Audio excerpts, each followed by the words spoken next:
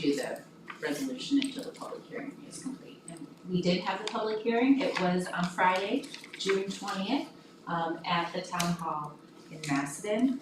And we did not have any members of the public there, and we did not receive any letters regarding the project.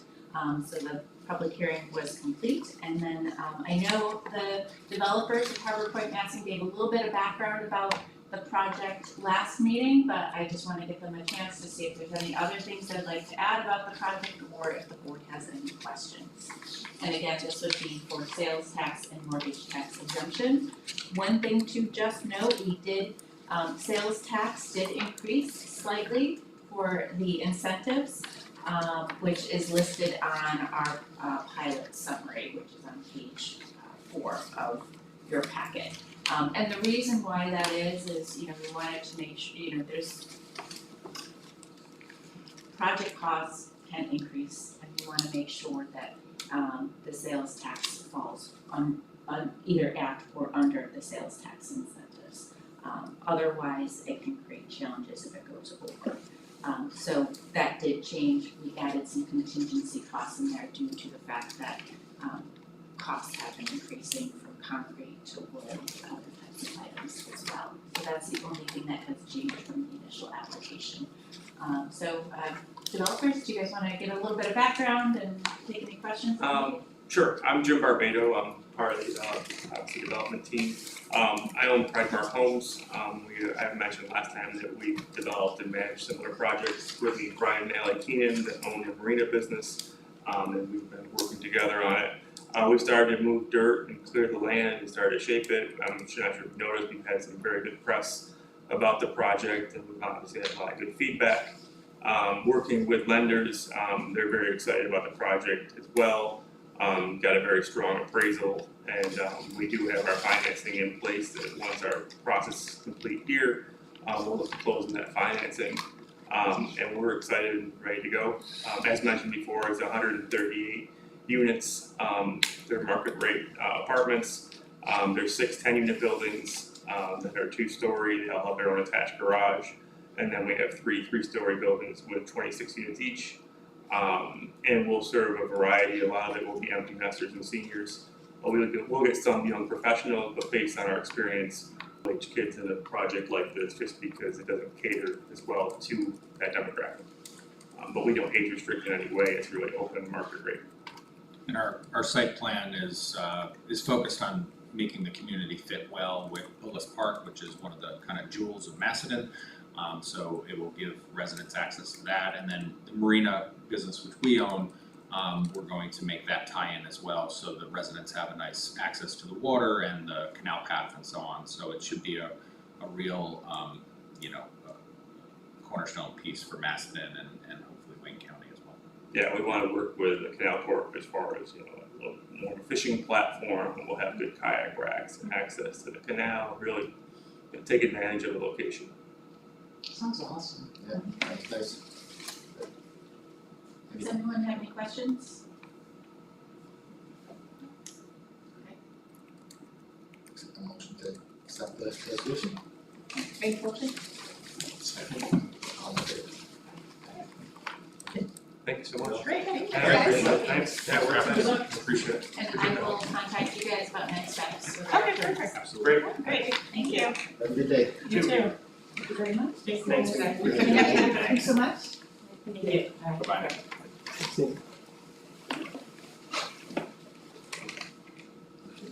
Moving on to resolution to authorize seeker and identify WCIDA as lead agency.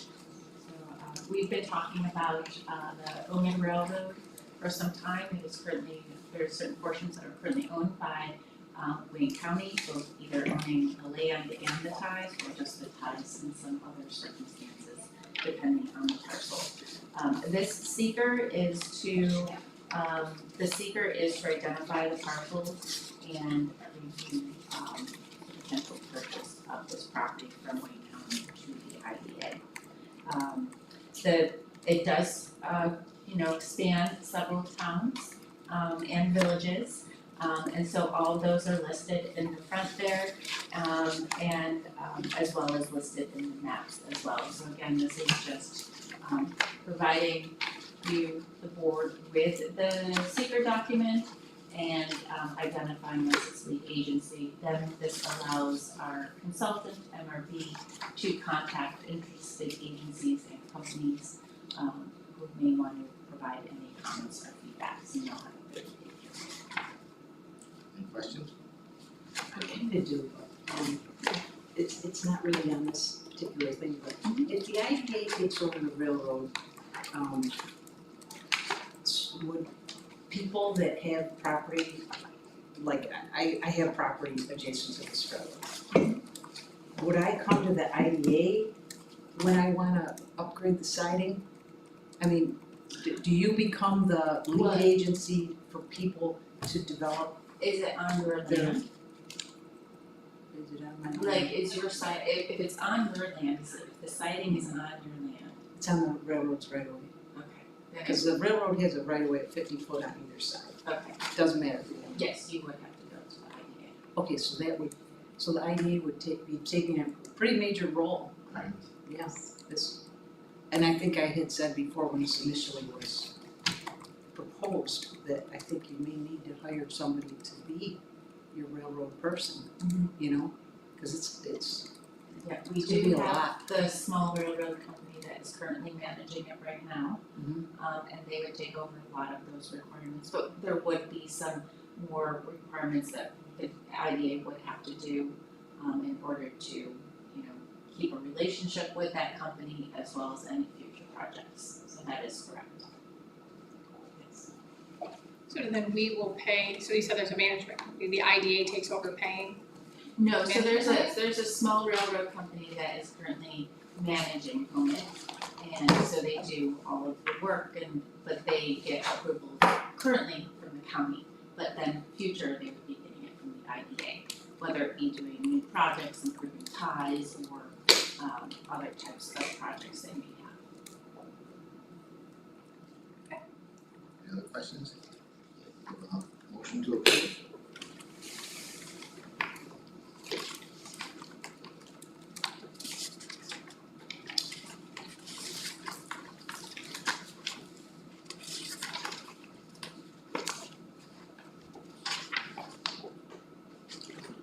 Is there any thought about how much the IDA is gonna pay the county to take this over? I don't have that, that would be a Brian question, I don't have that amount. So we're just really making a motion on, This is Preliminary. just the seeker, yeah, Yeah, this is authorized just seeker. review, the environmental review of the project, it's not, the only approvals the IDA and the county has in regards to this project has been one to discuss the project of the potential acquisition of the railroad to the IDA, from the county to the IDA, so that resolution has been passed in the past, both for the county and the IDA. And then this secret document, but nothing has been approved as for the actual purchase of the property. Based on that, I'll make a motion to approve. All in favor? Aye. Okay. Good. The next thanks. resolution is authorizing commitment of funds for Wayne County for Smart Growth Strategic Plan. This is an application that would go through the county planning department. And the intention of this application is to provide a strategic plan for the county, to sort of plan for projects moving forward. You know, we've had a number of separate plans, like the housing plan, the business park plan, and we want to bring them all together, as well as identifying use of other parts of planning that the county can handle.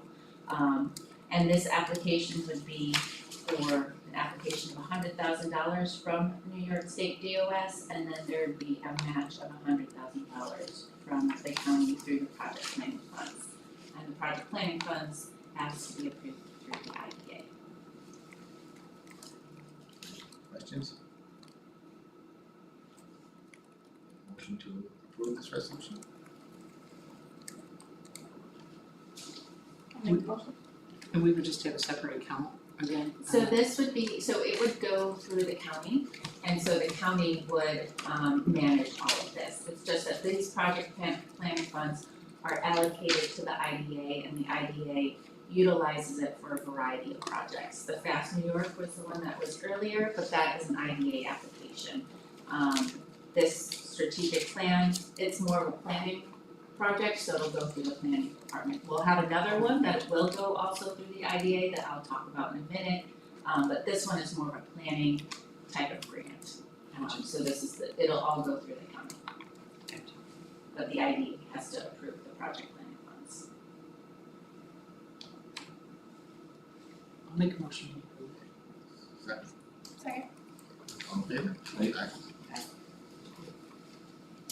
This next resolution is similar. It's approving project planning funds as well as to apply for a grant through New York State, Empire State Development for their feasibility study program.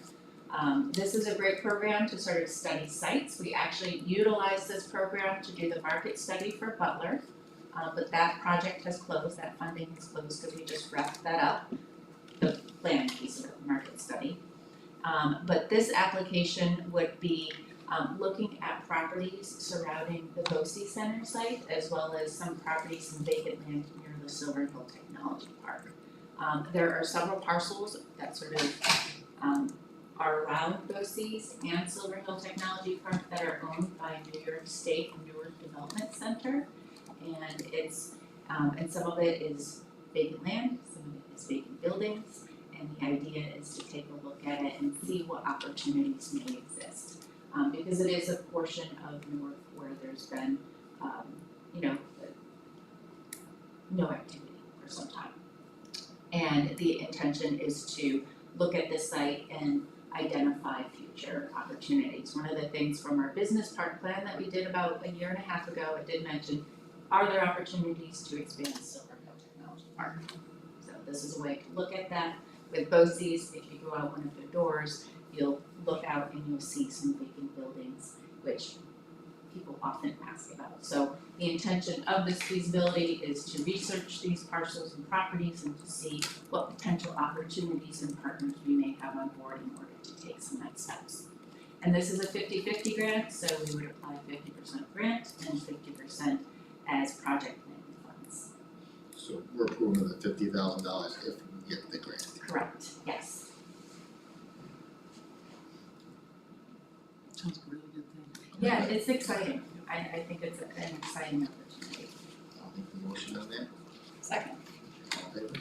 Okay. Moving on to the housing. So we've been discussing housing, a few times here and there with the IDA. And the governance committee meeting, had a meeting, a few weeks ago in regards to housing. Now, just a little bit of backup and background, as you know, our uniform tax exempt policy, UTEP, identifies what is allowed for pilots. Currently, the only type of housing that is allowed for pilots under UTEP is adaptive reuse. But throughout our discussion and looking at the comprehensive housing plan that the county did back in 2023, we've been discussing, is there an opportunity for housing with pilots? Last month, we did provide an update or, some draft ideas of what we could discuss with the UTEP. Could you open up the document so we can scroll through it a little bit? And so we provided red lines on the UTEP of identifying market rate, workforce housing, and senior lifestyle communities as ideas for housing. And then during our discussion in May, there were some questions that came up. One of the things are, we should really define some terms, like what is workforce housing, what is area median income, so things that really pertain to workforce housing and what we identified in the UTEP. So it got me thinking about how we present that information and what Brian and I talked about and we thought would be good is to have a separate policy on workforce housing, because it can help define what we're trying to do. how do you define workforce housing? Yes, and so that is one of the things we put in the draft. Again, this is all for discussion, we're not approving it today. This is something that I think we need to have some sort of ongoing discussion about, and so this is one of our next steps. Yes, I should have put that, did I put the page number down? I did, it is actually page 68. Oh, perfect. Yes. Okay, so here is a draft IDA workforce housing policy. If you wanna scroll to the definitions. The first one I did was talk about area median income because that comes up a lot when we talk about, what is the percentage of housing. So area median income is the midpoint of a specific area's income distribution and calculated by the Department of HUD. And so that is updated every year, usually around May, and it starts in June. And we are in the Rochester MSA. So this is a direct definition from HUD. I gave the link there, but then I also recorded of where our MSA comes from. The next piece is workforce housing. Again, this is a HUD definition, but this is typically how people do see workforce housing, that housing is affordable for those entering between 80% and 120% of the area median income. So that is typically how people look at what workforce housing is. And it helps people qualify under certain programs. So this is where we would fall into line what we're referring to when the IDA refers to workforce housing. And in this policy, we use the 120% as what we consider workforce housing. Did we And change that, Katie, to up to 120%? I thought we did, but I wasn't sure. it just says the I thought we project must changed have a minimum Yeah, of I think it 20, was in yes, lower. so it's Yeah. families with 120% of AMI or below based Yeah. on figures Okay. from HUD, yes. And then the third one, I also wanted to just touch base, because again, people often define things differently depending on how you look at it, and the other one is affordable housing. And so affordable housing, according to HUD, is based upon anyone who's paying more than 30% of his or her income for gross housing costs, including utilities. So that's sort of the HUD definition, although they go on to further to make a note under HUD. And I think this is really important because that's why so many people are like, they talk about affordable housing, but everybody's looking at it in a different way. And it is basically because jurisdictions, other people may define affordable housing based on other locally determined criteria. And again, although we're not using affordable housing in this policy, I just wanted to use that as sort of an understanding and guideline of where people, how it's defined and how people are using these words and how we can use it under our policies and programs. So each tenant would pay less than 30% of Well, their income? so I did put affordable housing in there mainly to help give a framework of reference, but with this workforce housing policy, if you wanna scroll down to the second page, this is where right here, where additional criteria is. So this is if you could scroll, yeah, there we go. So this is the main criteria that we have for workforce housing, and that is, it must be more than 4 units.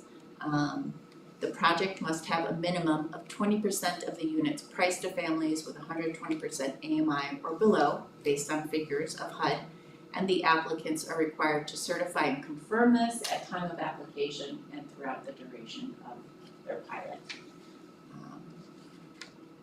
Have you, just wondering why you chose 4 units? I mean, do we test that in this area? Because like when we look around, a lot of these places are smaller than 4 units, it might be 2. Yes, and it really, there's a few reasons why we chose 4 units. 4 units is mainly because again, when we take a look at pilots, if a project is under $1 million, it won't really. Numbers. Yeah, so I that's gotcha. one aspect of it. Another aspect of it is when you take a look at zoning, a lot of times people are looking at 4 or more units, so that's how we defined it. Now here we do see more than 4 units, so it actually has to be 5, but we can stay at 4 units. It was just again, an indication. But also looking at sort of IDA, materials too, and we look at that prevailing wage law that just started in 2022, again, they say 4 units. So those are some of the reasons. I did take a look with one of our planners about zoning, throughout the county. Some of them do 3 units, but a majority of them, and even through building code, a lot of it is 4 units or more.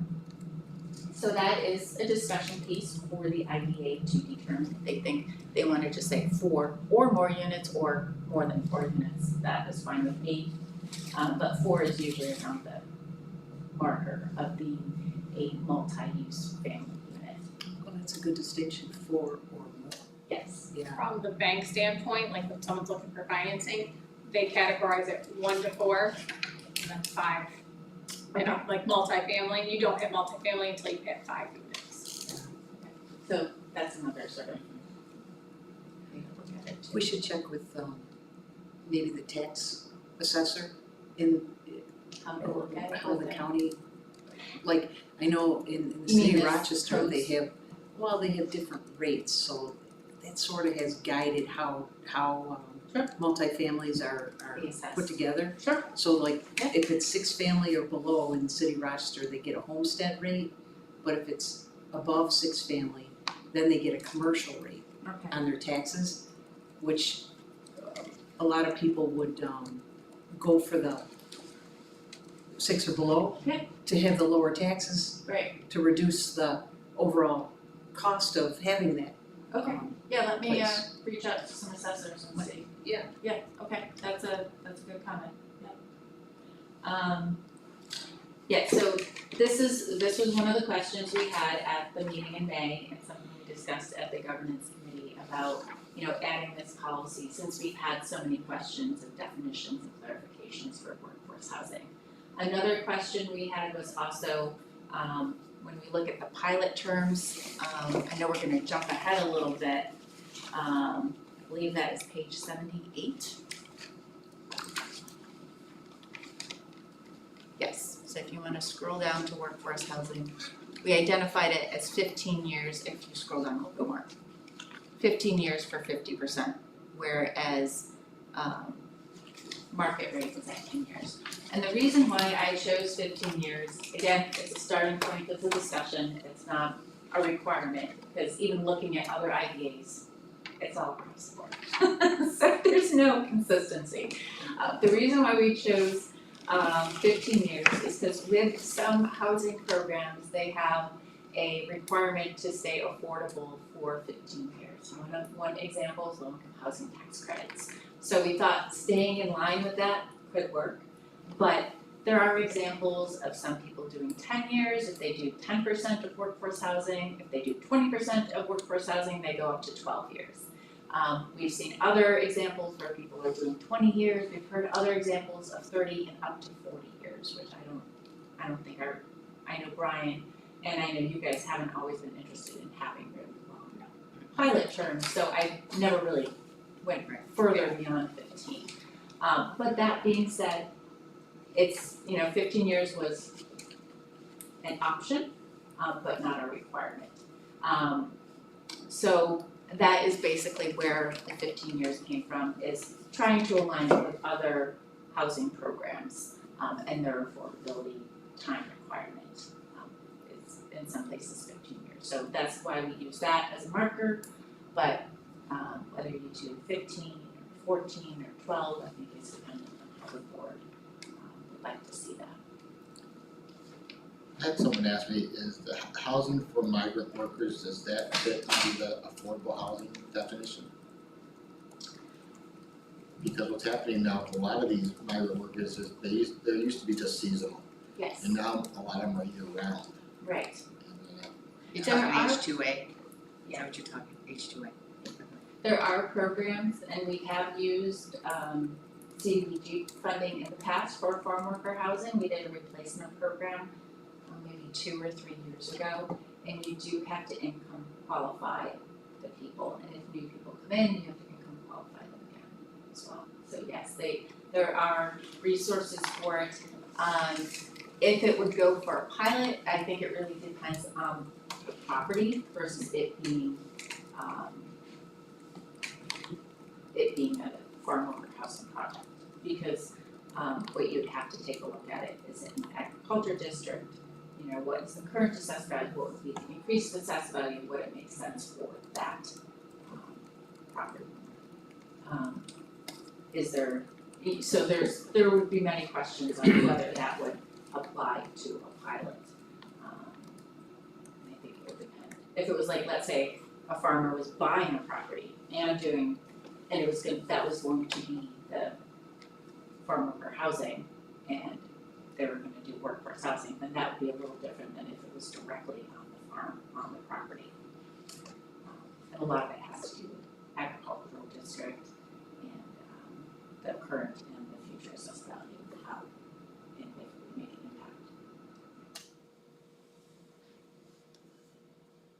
The answer is maybe. Exactly. Yeah, cause I'm wondering, do they assess the farm worker housing on farms? Mhm. They do, Yeah. it is part of your assessment? So we've got some and some, so I've got some on our farm, and then I've got 2 houses that I just bought, and then had to, renovate. So I've got two scenarios, but yes, they're assessed. Yeah, and it would also depend on the unit, like, is it just a bedroom, or is it an actual unit, a housing unit? And so those things would depend, and And they're set up different, that you can, Right, exactly. like the one is just a Yeah. huge bunk room, Right. huge, right? And then obviously my houses have bedrooms.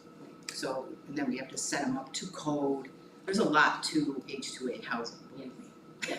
More than your own home, you know, Yeah. really, it's, yeah, and yeah, then it has to be inspected 95 times before they even come up here. It's tough, regardless of whether or not it's H2As, you get the Migrant Seasonal Protection Act, which is its own housing standard. right, yeah, So, yeah, but and- again, it probably just really depends, on the situation. Right, and if it's something where it's each a separate unit, where they have their own bathroom, kitchen, bedroom, Yeah. that would be considered a unit under this versus it being just a bedroom or a big room or something like that. So there's a lot of things that have to be Yeah, reviewed in order because to some of these have that. units are getting a lot nicer for these people, which is good. Well, and the ones that are full year round, it may have that full unit. yeah, I mean, it's interesting because, like, there's requirements for common area where you really don't have that in any other housing situation, like they very much will measure how much, common area you have per person, like, based on like bunk housing Yeah. and things like Yeah, that. and that's exactly what they do, based on my bedroom size, I can only put 2, and then another bedroom in the house, I could put 3, and it wasn't even really that much bigger, it's just, it's kinda crazy. Yeah, because also. And the other problem you get into with a migrant, at least that we have in our time frame, is just the community gets up in arms bad. So it's a struggle to get it rolling, at least in my experience, depending on where it goes.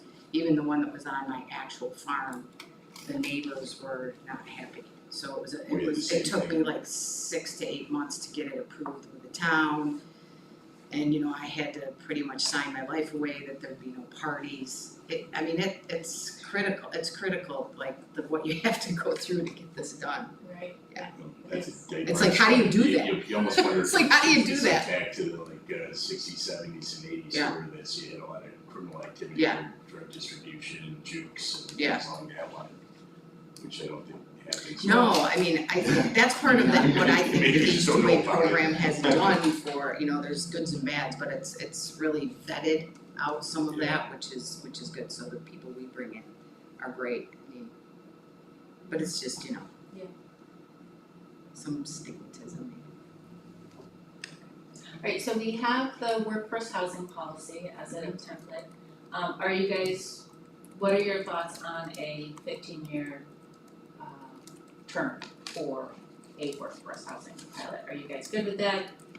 Wanna do a different year, 12 years, 14 years? I think if we're gonna go over 10, we might as well match the low income housing credits. Alright. Will we have a different fee schedule for housing IDAs? Yes, so this is what is proposed right now. If you wanna scroll up a little bit, Katie. So here, if you wanna scroll the top, so this is the industrial and non-industrial projects, this is what we currently have. And then you look at adaptive reuse, and it's the same one, same terms. If you scroll down to market rate, what we identified, and this is written in the UTEP, but I just put it in this as a sort of so people can see it, it would be 50% for 10 years. And the intention of this is, again, because it is housing, there's maybe added needs and services, so there still would be taxes that would be going, or pilot incentives that would be going to the town, school district and the county. So that's why they'll still be, it'll be 50% for 10 years. The workforce development housing piece, again, it would be 50% for 15 years. And then senior lifestyle communities, we did it typical to the industrial development and adaptive reuse one.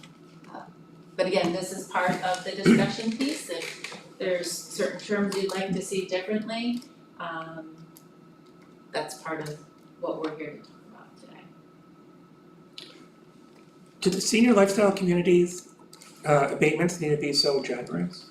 I mean, The look at reason- Parkwood Heights, there's a waiting list, they charge astronomical rent. Yeah. But their bill is like $3,400 a month for a bill. I mean, we could do what we have for market rate, 50% for 10 years. The reason why we chose this approach is because when you do look at senior living communities, they don't have children in school. So there'll be less of a burden on the school district. But it could be 50% for 10 years if the board determines that's a good approach. Well, I mean, I guess that's assuming that the savings passes along to who lives there, but it really just all goes to the developer. Mhm. So, I mean, based on that, it's like, why give public money to the developer? Yeah, the reason why we did put a specific focus on senior housing, again, it was some of the things that was identified in this comprehensive housing plan, that there's not a lot of housing for seniors that they can move to.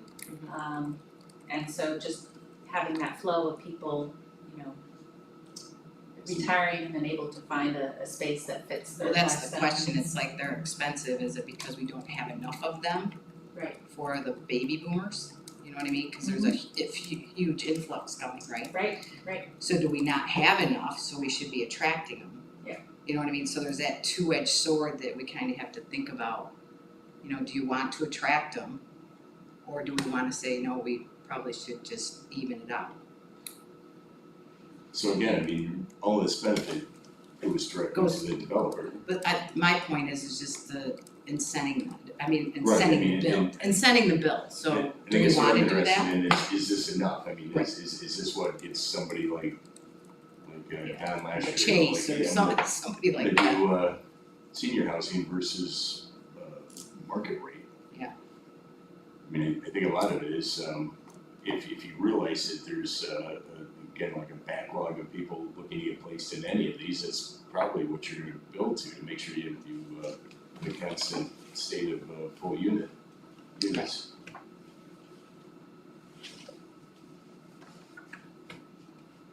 Yeah, and that's the only thing, and I'm, it's not a criticism of any of these models, I mean, there's not obviously thought that went into this, but I mean, no matter how you look at it, they're all arbitrary, you know? Yes, Yes. and you know, has there been questions from developers about pilots and housing? Yes. And are we getting more of them?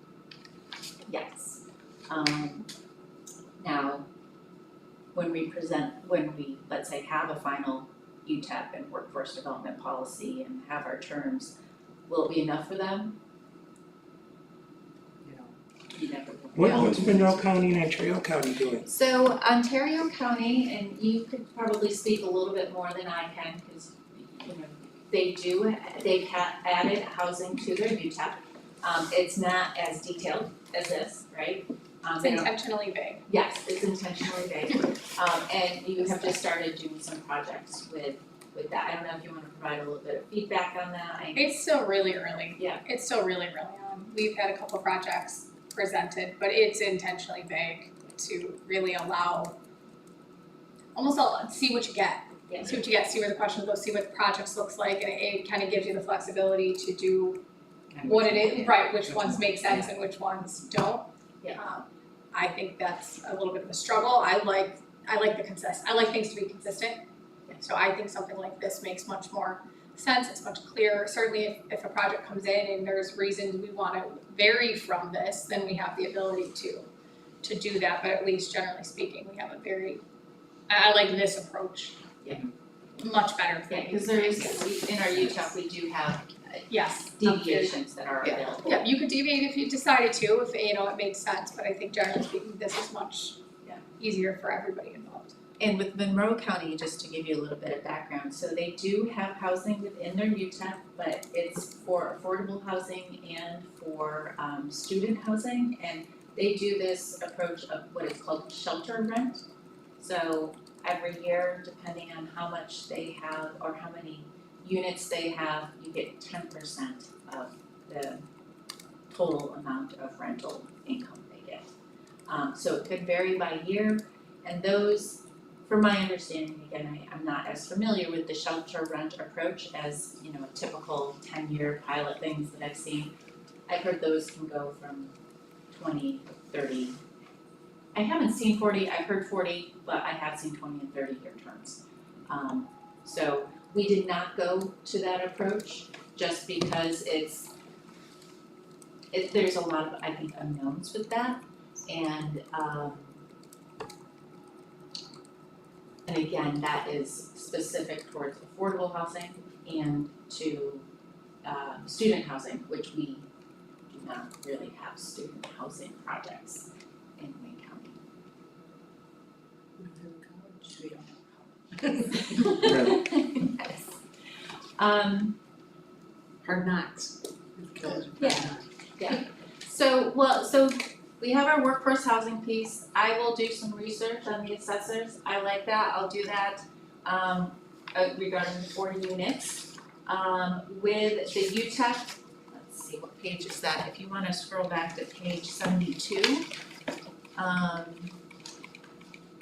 So this is, the red piece is where we made adjustments in regards to housing, which again is market rate, workforce, which the workforce section refers to the policy. And then the senior lifestyle communities. Also at the end, if you wanna go to the next page, it also gives us a little guidance of how we're gonna review these, saying the agency may consider the following questions when providing benefits for housing projects, because they'll all be a little different, but we'll need to sort of understand what this project is and what the benefit will be for our community. So it talks about, is it fulfilling a housing need in our community? Are there market studies? How does it relate to the current, comprehensive plan and zoning of the local municipality and other items as well to help us understand, is this in, consistency of our UTEP, but also the local community as well. So why don't you guys, take a look at the terms that I just showed you, and I'll do the research on the 4 units. And maybe we talk about this again next month, just so then people have some time to think about it. And then one other thing that Kay wanted, if you wanna scroll down, I believe it's the next page. One more, what page is it? Page 77. So Kay asked, what properties are currently permitted for multifamily residential, which would be the 4 or more units. So these are the ones that are currently zoned and permitted to have multi-use properties. So That's the yellow area or the yellow areas, What's yes. purple? The sort of lighter, purple's also, so it's purple and yellow, those are just basically different types of zones. Okay, so that's Soda's Point. Yes, Yeah. yes, yeah.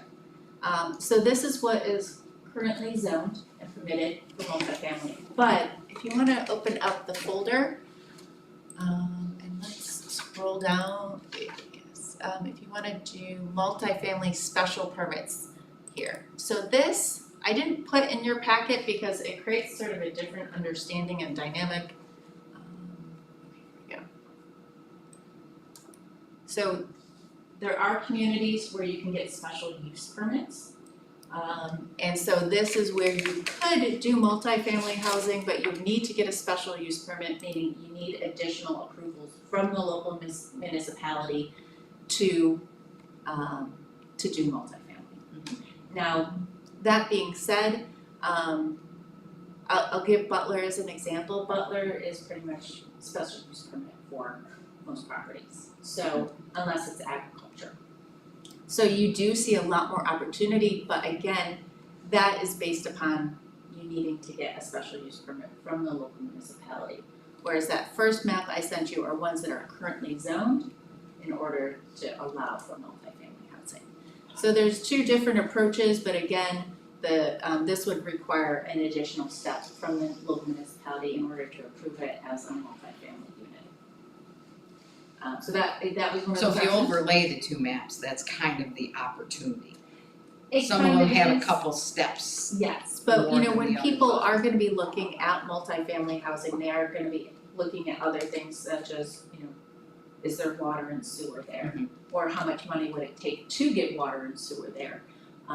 And that is why if you look at the first map, those permitted areas tend to be in the villages Right. where there is water and sewer and other types of resources, roads, you know, and public utilities that are more accessible. And that is why, you know, you see this diversity.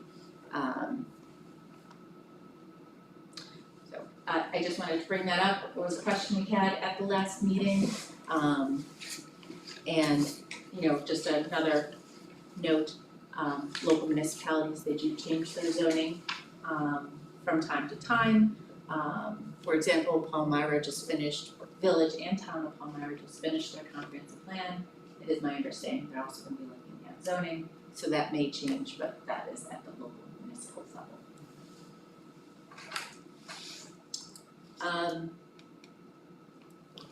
So I guess, do we wanna pause this conversation and talk about it at the July meeting? We'll talk about terms, we'll talk about the 4 units. Are there any other items people would like the staff to do some research on or get more information on to bring back to the board? Just a general question, I mean, Yes. we get it back to the tables. Mhm.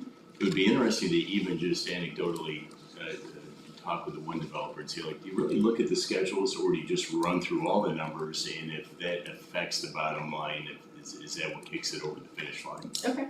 I mean, just, I'm kinda curious, because I almost think that's probably the approach they take, they, you know, like, they're probably not looking at, well, maybe I'll do this because I've got a better tax advantage. I think it's probably just, because depending on where you're gonna place it, I mean, that's your community's gonna drive what demographic you're gonna target, and usually that's probably property driven. So it's just one of those things, you know, like, we spend a lot of time, like, well, should this be 10 or 15 years? I'm not sure it matters at the end of the day. Sure. Unless it's, the project's that close. But it would just be interesting to know how that's approached. Are we putting too much thought into this or not? Because really, it's a good way for the board to prioritize what type of housing they feel they need. Right.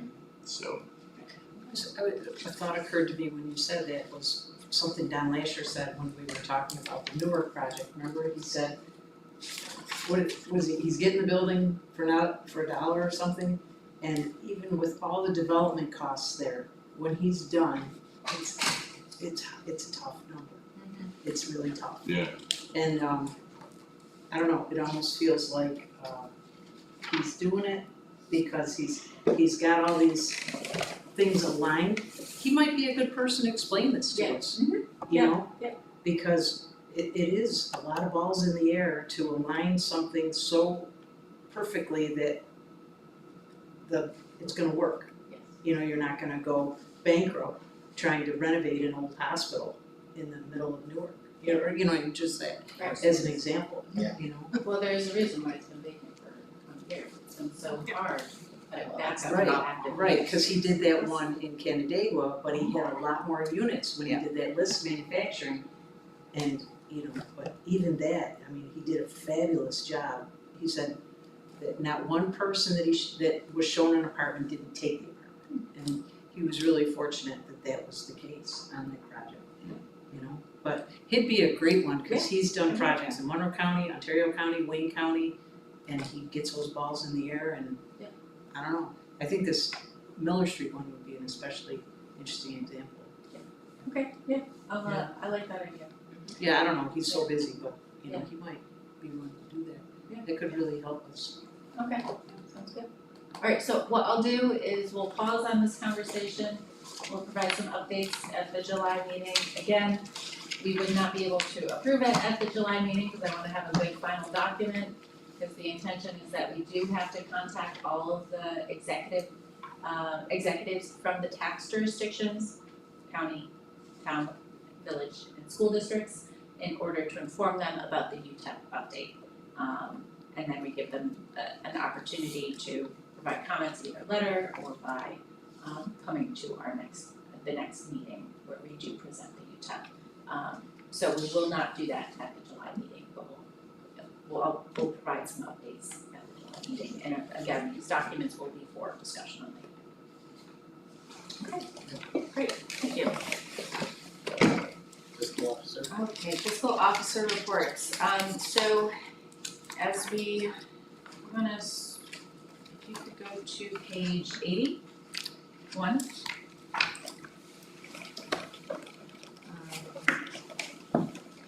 So, these are our IDA balances, pretty normal around this time, so it's pretty consistent. If you wanna go to the second page, I did update the historic money market interest. There is that bump because we did add the 1 million there, so that, you can see that increase there.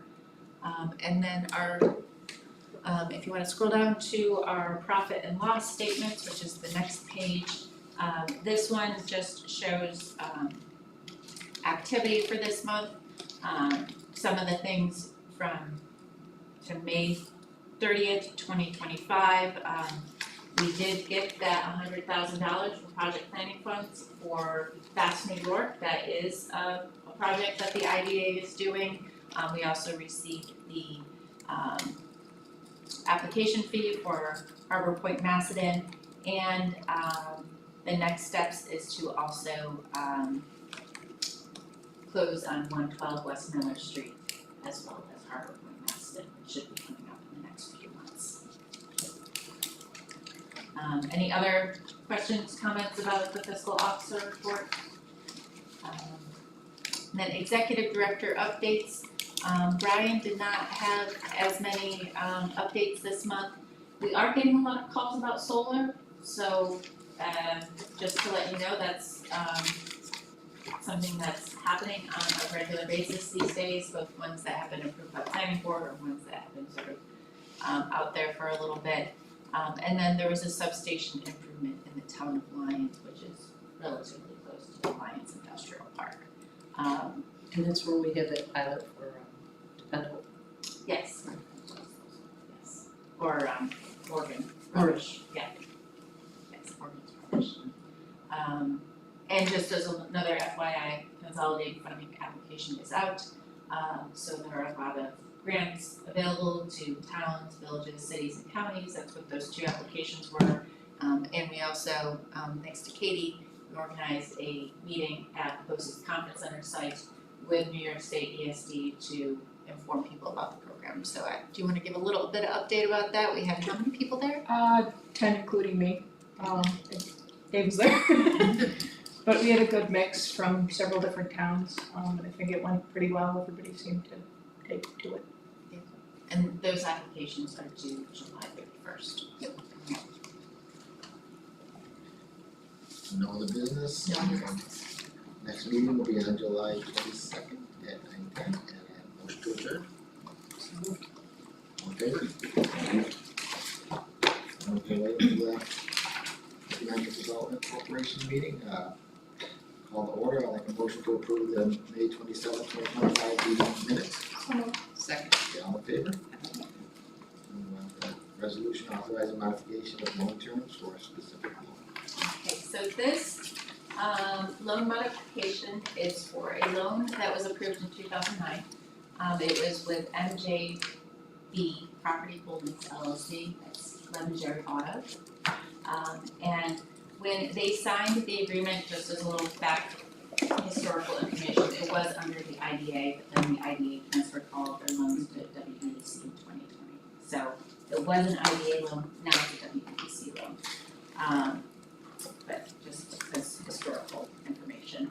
As part of the loan documents, it was required that that MJB Property Holdings does not get another loan or mortgage on the property. They are working with L&D right now to get a secondary mortgage, and they're asking for approval to get this loan.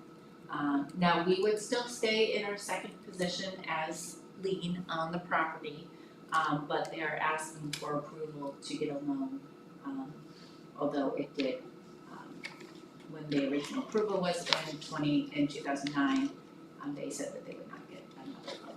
So, this resolution would approve getting a second loan, but us still staying in second position. So the current and the current loan. They are current on the current loan, they're typically right around the due date, so 29 days. Yeah, they do well with that. I think this last month, they were 31 days. So this is First just a was- policy exception, is that? Yes, so it would be a policy exception for this loan. It doesn't change too much, it allows them to get their loan to expand. Right, it would be an expansion project, so it's not a project of, cash flow, it's an expansion of their facilities. That's the one in, it's in Newark, right? It's right along the canal. I think so. Is that where they are still? They were there. Yeah. Okay, alright. Thanks. Make a motion to approve the resolution to title loan. Second. All in favor? Next one, resolution. Update Brownfield revolving loan fund policies and procedures manual. Yep, so you guys have taken a look at this policies and procedures in the past, although, so we have a consultant, Montrose Engineering, they're a qualified environmental professional. They just hired somebody who used to work for EPA and ran the revolving loan fund program. So I took this opportunity to have him take a look at the policies and procedures and provide any feedback and updates. Because we're starting to get some more interest on the revolving loan fund program, so I think we might be receiving some documents soon for potential applications. But I also wanted to get this opportunity to make any updates needed. There are some just minor updates that I think need to be done. If you could go to, but some of the ones, so some of them are just minor grammatical errors or repeating of sentences, but there's a few I do wanna touch base with you about. And we'll also talk about loan terms after this as well. So the first one, if you wanna do page 16, that I believe is page 16. Okay. Is that page 11 in the documents? Can you scroll down just a little bit? That's it. Yes, so page 11, so in your packet, it's page 11, on the PDF, it's page 16. But about this section here, so this is basically just a math thing. So there are a few different ways you can get loans for the revolving loan fund program for Brownfield. One is a traditional loan, which is typically for profits. And then there is a discounted loan approach. The discounted loan approach can go towards other governmental agencies or nonprofits. And this discounted loan can be something where you can do a 50% grant and a 50% loan. So it's an option in our policies and procedures. It's not a requirement, but it is an option for nonprofits and for governmental entities. Now, again, there's a little bit of math that we had to change here, so you can, of the loan amounts, you can do 50% of the loan. So we got a $1 million grant from EPA, plus WEDC put $200,000 in, but then we have to subtract $125,000 for administrative costs and consultant costs, and then you divide that by 50%. So then that's why we have the $537 $500 as that option to do the discounted loan piece. So it's not that we have to go up to that amount, but we just have to put that in our policies, and it was just an update that we needed to do in order to make that happen. So that is one substantial sort of change to the policies and procedures. And again, it allows to do the discounted loan for other governments and nonprofits, if we choose to take that approach. Again, there's different options for the loan, a traditional loan, which is just, or the discounted loan approach. And that will be based upon underwriting of the project, whatever project it may be. So anyone have any questions or comments about that piece? Okay, another one I wanna touch base with you about is it's on page 21 of the PDF, and that's on page 16 in your packet here.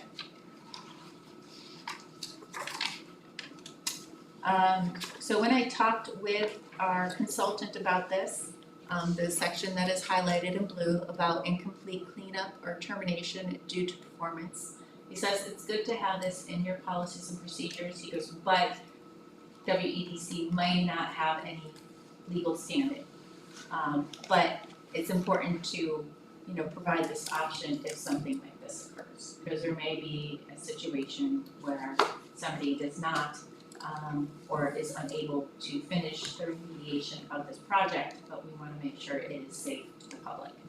So, Have there been any examples of this happening where not that I'm aware of, I am gonna be reaching out to the Niagara County Brownfield Program. Yeah, it'd be They're very interesting to see if- experienced. over time, Yeah. historically, anything's ever happened and how they I will ask that question. And this is mainly changing from will to may. Yes, yeah, so understanding that we may not have the ability to, but Right. we will try to do that if, considering we wanna make sure it's safe for the public. So that is another major change in this document. And then other changes, again, some of them are grammatical, other ones are to help reference certain websites or links in regards to EPA regulations and guidelines. So you'll see that throughout the changes here. So that is the update for the policies and procedures. Again, we'll talk about loan terms after this, I have that as sort of a next agenda item, but I wanted to see if you guys had any, to approve these changes for the brownfield policies and procedures. I'll make a motion to approve them. also All in favor? Okay, and then if you wanna go to the loan terms, which is page 31. So, with this one here, so this, we present this to you, around February every month to just go over all of our loan terms with all of our loan programs. One other thing that was identified when we were taking a look at these policies and procedures is the interest rate. So they're, for-profits, they suggested to keep with the 1% interest rate. But for nonprofits and governmental organizations, they suggest doing a 0% interest rate due to, it's hard for government entities to approve something like this. And for nonprofits, because typically they are, they're nonprofits and they're usually having a mission statement and doing a common good. So the idea for this is that it would be it would still be 1% for-profit organizations and then 0% for nonprofit organizations and government organizations. So that was suggested by our consultants as well to help with moving the revolving loan fund Monday and some of the partners that we could foresee coming to the table for our brownfield revolving loan fund program. And again, the terms would stay the same of maximum term, which would be interest only for 1 to 3 years, remediation period, and then followed by a 10-year loan.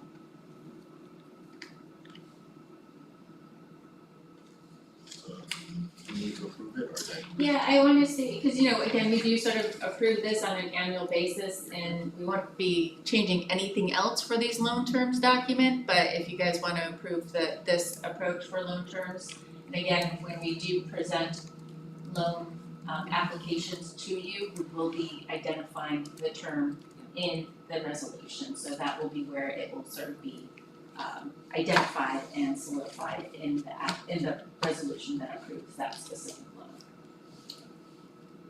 Is there, there's no limitation on the maximum amount? There is not, and we do that because it will depend on every project and how large it is. Again, we only have $1.2 million for the whole project at this time. When it comes to brownfield revolving loan fund programs, when you start showing activity, the EPA can provide you more funding. So there may be more than the 1.2 million that we currently have allocated right now for the full program. So could an agency like the land bank come in and borrow all that money? Well, they They get their own grants. Yes, They they have do their own get, money yeah, too, yeah. so they could, yes, and they have been an interested party for the revolving loan fund program, because they do have a lot of projects and programs out there. Or it may even be potential future property owners that acquire property from the land bank as well. So that could also be an option, but again, that would depend, on what the terms would be if it was a for-profit, or the nonprofit at that point in time. But yes, a land bank is an eligible entity. Wayne County is an eligible entity for the loan, but not for the discounted loan. But other municipalities would be eligible for the loan or the discounted loan. But Wayne County, because we were the applicant through EPA, we cannot get the discounted loan, we could just get a traditional loan. Okay. Okay, so if you guys are agreeable for the 0% for nonprofits and government entities and 1% for profits, we'll update our, we have our little guidance document on our website and we'll update that to showcase that information. Okay. So that's it, that's all I have on loan terms.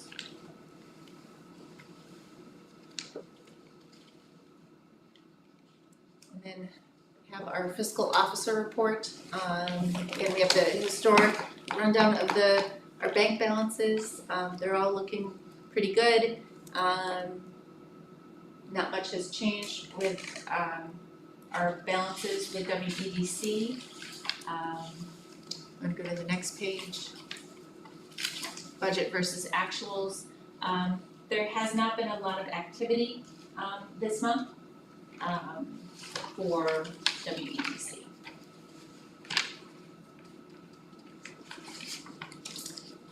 And then for loan aging balance, we only have one outstanding bill right now, and that's with Pure Victory.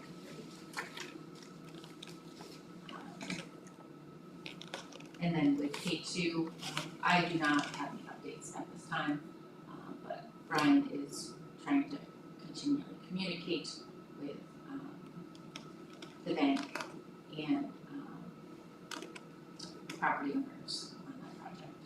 This is just odd for Pier 53, usually pretty good at it. I was looking back and they're not always on time, but if you pay within the month, It's just a little, it's a little delinquent. lagged. Yeah. Yes, Right, and they got 2 deferrals for COVID too, yes, they did. so, How's Natalie doing? She's doing well, so she did have that deferment, and so she's been paying on time for both of her months. Excellent. Yes, That's great. so that is looking good.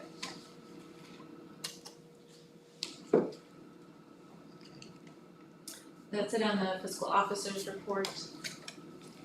No, executive director, any other updates? Do you wanna talk about the baseball? Oh, the registration for a baseball game closes tomorrow at 5 o'clock.